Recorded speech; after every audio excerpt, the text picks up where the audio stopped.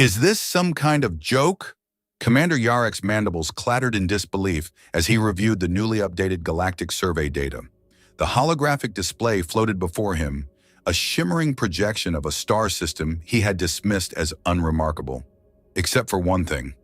The third planet from its sun, Earth, had just been reclassified as a Class 14 Deathworld.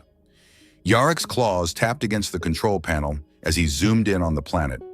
Blue oceans, green continents, and a thick atmosphere of nitrogen and oxygen. Nothing about it screamed Deathworld to him. And yet the Council's classification system was rarely wrong. Class 14 meant extreme danger, a place where even the hardiest life forms were in constant peril. Few worlds in the galaxy reached such a status, and those that did were known for being nearly uninhabitable by most sentient species. How could this be? Yarek muttered, his voice a low rumble. The last survey marked Earth as a Class 7. What could possibly have changed? He opened the detailed report, his compound eyes scanning the text with growing incredulity. The planet was home to a species called humans, a race of bipedal primates.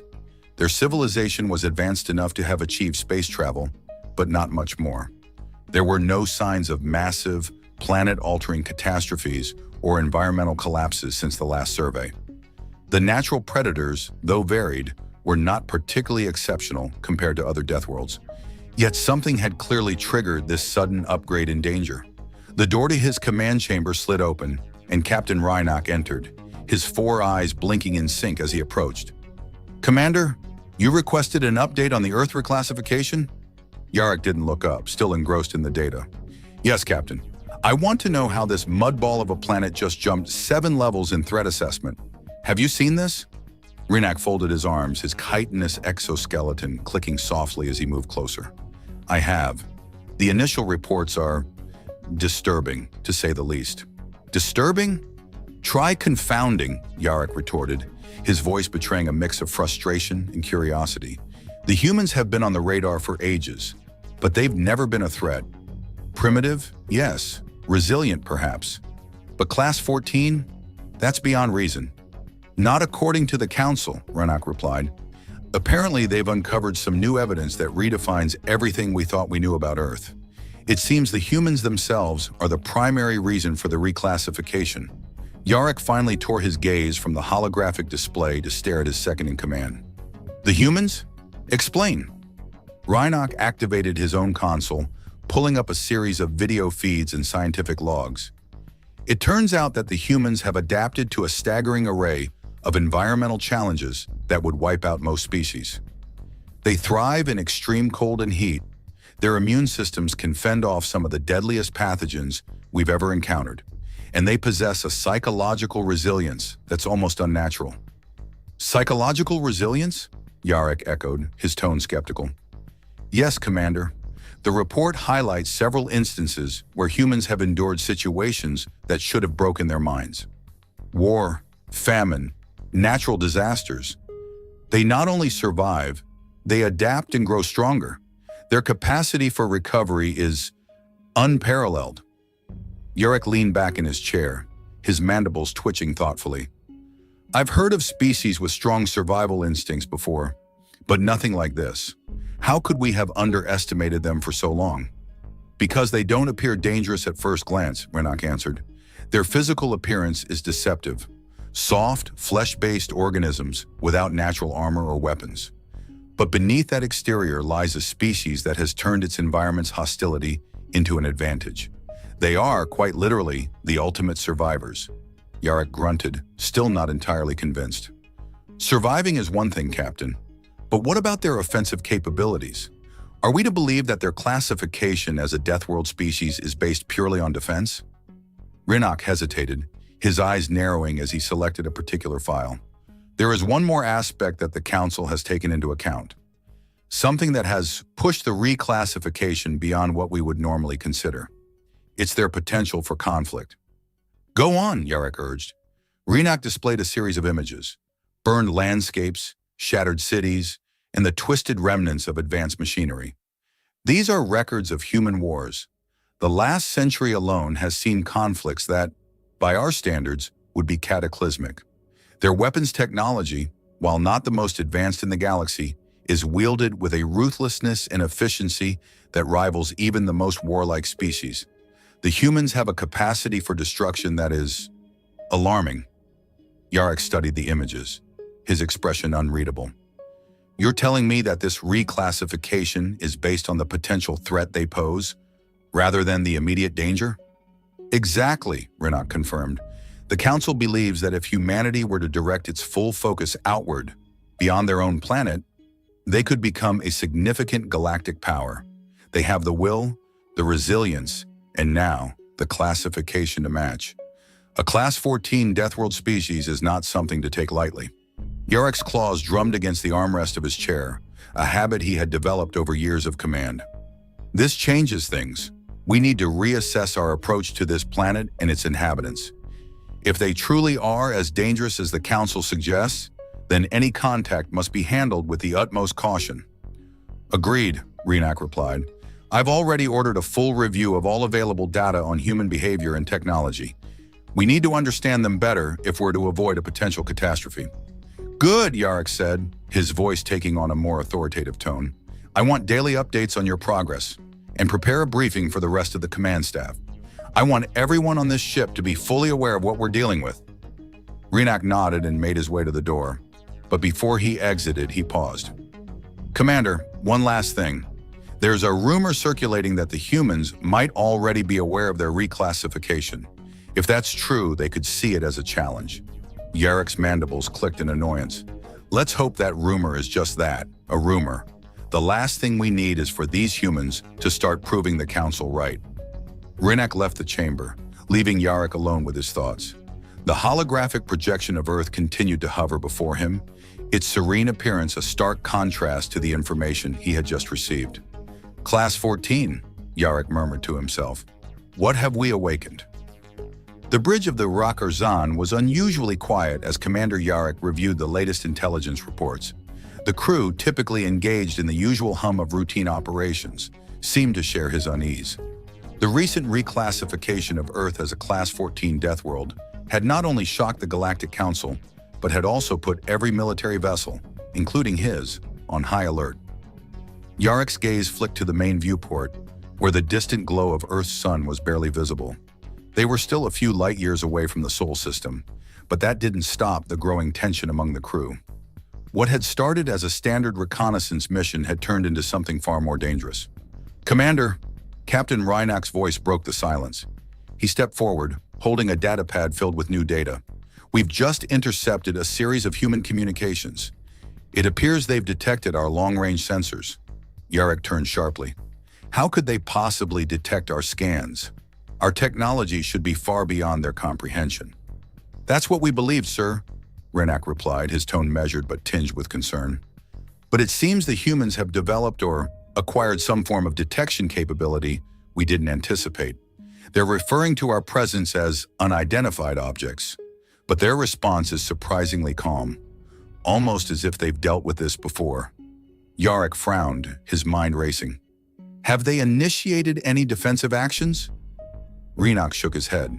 Not yet, but they have mobilized a number of their orbital platforms and launched several craft into low orbit. They're monitoring, not attacking. Yarrick leaned back in his chair, processing this new information. They're cautious. They don't strike out blindly. That makes them more dangerous, not less. Their restraint is notable, Rinnock agreed, but it's also unsettling. Most species, when confronted with something unknown and potentially hostile, react with fear or aggression. The humans are simply watching. Watching and waiting, Yarrick said, finishing the thought. They're gauging us, trying to understand what we are and what we want before making a move. That's a level of strategic thinking we hadn't accounted for. Rinnock nodded. It's possible they've learned from their past conflicts. According to our intelligence, they've been through multiple global wars, each one pushing their technology and tactics further. They've been honing their skills for centuries. Yarrick's eyes narrowed as he considered the implications. This planet could be more than just a death world. It could be a breeding ground for some of the most formidable strategists in the galaxy. Before Rinnock could respond, the comms officer interrupted. Commander, we're receiving a direct transmission from Earth. It's on multiple frequencies, all aimed at our known Galactic Council channels. Yarrick stiffened. They're trying to communicate with us directly? It appears so, sir, the officer confirmed. The message is in their primary language, but our translators have already decrypted it. Put it on the main screen, Yarrick ordered, bracing himself for what was to come. The holographic display flickered, and the image of a human male appeared. He was seated behind a large desk, his posture relaxed but his expression serious.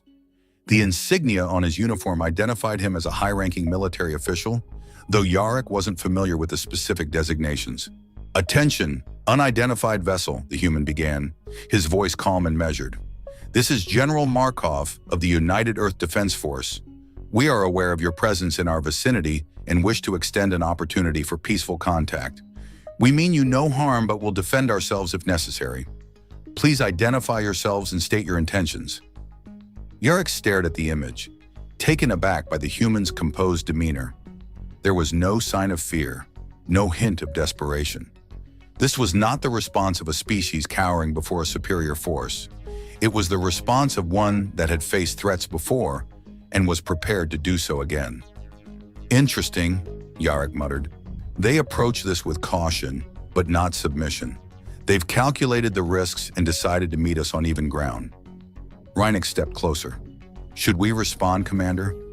The Council's directives suggest avoiding direct contact, but this might be an opportunity to learn more."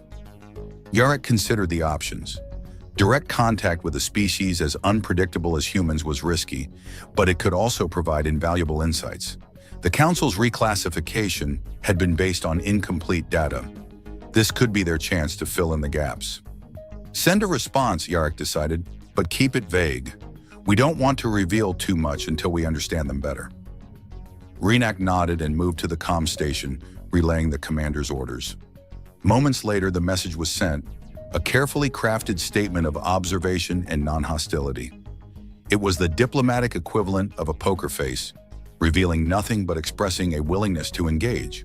As they waited for the human's reply, Yarrick couldn't shake the feeling that this encounter was just the beginning. The humans, despite their relatively young age as a species, were showing signs of being far more formidable than anyone had anticipated. If they continued to develop at their current rate, they might soon surpass the expectations of even the most conservative assessments. "Commander," Reineck said after a brief pause, "the humans have acknowledged our response. They've offered to establish a secure communication link for further dialogue." Yarrick gave a slow nod. "They're trying to establish trust, or at least some form of understanding. This could work to our advantage, or it could lead us into a trap." "Do you think they're capable of such deception?" Reineck asked. "Given what we've learned, I wouldn't underestimate them," Yarrick replied. "These humans are unlike any species we've encountered before. We need to proceed with caution, but also with the knowledge that we're dealing with an entity that's both highly adaptive and unpredictable." He looked out at the distant star that held Earth in its orbit, a small dot in the vastness of space. "Prepare the ship for closer reconnaissance. We need to see Earth up close and personal. Only then will we truly understand the nature of this death world and its inhabitants." The decision made, the rocker Zahn began its slow, methodical approach toward the Sol system, its crew on edge and its commander filled with a mix of anticipation and dread. The rocker Zahn glided through the blackness of space, its cloaking systems engaged as it neared Earth. Commander Yarrick stood at the observation deck, watching the blue planet grow larger on the screen. He couldn't shake the feeling that they were venturing into unknown territory, a place where even the best-laid plans could unravel. "Commander, we've reached the outer edge of the human's orbital defense perimeter," Reineck reported, his voice steady but tense. "Their satellites have detected our presence, but they've made no move to intercept." Yarrick frowned. "They're waiting to see what we'll do. They're testing our intentions. Or perhaps they're luring us in," Reineck suggested. "We've already seen that they prefer to observe before they act. This could be a trap." "Perhaps," Yarrick mused, his eyes fixed on the planet below. "But we need to understand what makes this world so dangerous. We need to see it for ourselves." "Commander, incoming transmission," the COMM's officer interrupted. "It's General Markov again." Yarrick turned to the main screen as the human's image appeared. This time, Markov's expression was more intense, his eyes narrowing slightly as he spoke. Unidentified vessel, you have entered our defensive perimeter. We are aware of your capabilities, and we advise you to withdraw immediately. However, if you wish to engage in peaceful dialogue, we are open to negotiations. But be warned, any aggressive action will be met with force. Yarek leaned forward, his mandibles clicking softly in thought. The humans were drawing a line in the sand, making it clear that while they preferred peace, they were prepared for war. It was a calculated move, one that put the decision squarely in Yarek's hands. Respond, Yarek ordered, his voice calm. Inform them that we mean no harm and that we wish to learn more about their world, but make it clear that we will defend ourselves if necessary. Renak relayed the message, and the crew waited in tense silence as the response was sent. The moments ticked by, each second feeling like an eternity. Then the screen flickered as Markov replied. Very well, the human said, his tone measured. You may proceed, but under strict conditions. You will remain under our surveillance at all times, and any deviation from the designated flight path will be considered hostile. Do you agree to these terms? Yarek's mandibles twitched in amusement. The humans were playing a dangerous game, but they were playing it well. We agree, he replied. Markov nodded. Then welcome to Earth. The transmission ended, and the Rakarzan began its descent toward the planet. As they entered the atmosphere, the ship's sensors went into overdrive, analyzing every detail of the environment. The readings were astonishing. Earth conditions were harsh, even by Deathworld standards. The gravity was stronger than average, the atmosphere dense with unpredictable weather patterns, and the planet's surface teeming with life forms that range from the minuscule to the colossal. These readings are off the charts, Renak murmured, his eyes wide with disbelief. No wonder they've survived here for so long. This world has been shaping them, pushing them to evolve into the ultimate survivors. But there's more to it than just survival, Yarek added, his voice low. The humans have thrived in this environment. They've built civilizations, advanced technologies, and now they're reaching out to the stars. They've taken the harshest conditions and turned them into strengths. The ship's sensors picked up a large human settlement below, one of their major cities, a sprawling metropolis that pulsed with energy and life. It was a testament to human ingenuity, a place where millions lived and worked despite the planet's inherent dangers. Commander, Renak said, his voice urgent, we're detecting unusual energy signatures. It looks like they're powering up some kind of weapon system. Yarek's eyes narrowed. They're preparing for a potential attack. They don't trust us, and they're ready to defend their world. The ship's alarm suddenly blared, and the view screen flashed red. Commander, multiple projectiles detected. They've locked onto us, the weapons officer shouted. Yarek's mandibles flared in alarm. Evasive maneuvers! Prepare to… Before he could finish the command, the ship shook violently as the first projectiles hit their shields. The energy readings spiked, and the crew struggled to maintain control. Commander, we're taking heavy fire, Renak yelled over the din. The humans aren't holding back. They're going all out. Yarek's mind raced. The humans had made their decision. They were not going to allow an alien vessel to hover above their world without demonstrating their full capabilities. And those capabilities were terrifying. Return fire, but target their weapon systems only, Yarek ordered. We need to disable them, not destroy them. We can't afford to escalate this any further. The Rakarzan's weapons activated, sending precise energy blasts toward the sources of the human attacks. The ship's advanced targeting systems pinpointed the most critical points, and within moments, several of the human weapon platforms were disabled. But the humans responded quickly, adapting to the alien technology, and redoubled their efforts. Shields at 50%, the tactical officer reported. We can't take much more of this. Yarek gritted his teeth. This was not how he had intended the mission to go. The humans were proving to be a formidable foe, one that would not back down easily. Commander, they've sent another transmission, the comms officer called out. On screen, Yarek commanded, his voice tense. General Markov appeared once more, his face set in a grim expression. This is your final warning. Leave our planet now, or we will use every means at our disposal to destroy you. Yarek hesitated, weighing his options. The humans were serious, and he had to respect that. They had shown incredible resilience, both in their world and in their response to his ship. To push further would be to risk total annihilation for both sides. "Pull back," Yarrick ordered finally. "We've learned enough. We know now what the humans are capable of." The rocker Zahn began its ascent, moving away from the planet and back into the safety of space. As they cleared Earth's orbit, Yarrick watched the blue-green sphere recede on the viewscreen. "They are indeed worthy of their classification,"